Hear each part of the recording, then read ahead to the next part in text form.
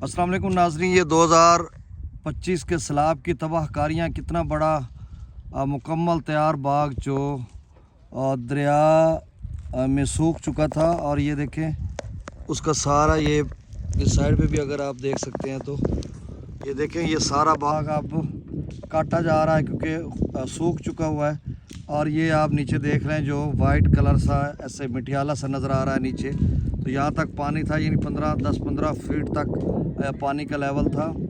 ये बाग पीर वाजिद अली शाह साहब का है और ये वीडियो मैं एक बना रहा हूँ तारीख़ी इसलिए कि 5-10 साल बाद भी अगर लोग देखेंगे तो वो ये समझेंगे कि 2025 का या अगर 20-30 साल कहीं आपके हत्थे चढ़ जाती है 2040 में 2047 में अगर आप इसको देखते हैं तो ये देखें 2025 के सैलाब की तबाहकारियाँ।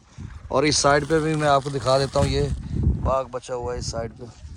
मैं जी साग की बात कर रहा हूँ, मैं अपनी तस्वीर भी आपको दिखा देता हूँ, ये देखें, ठीक है।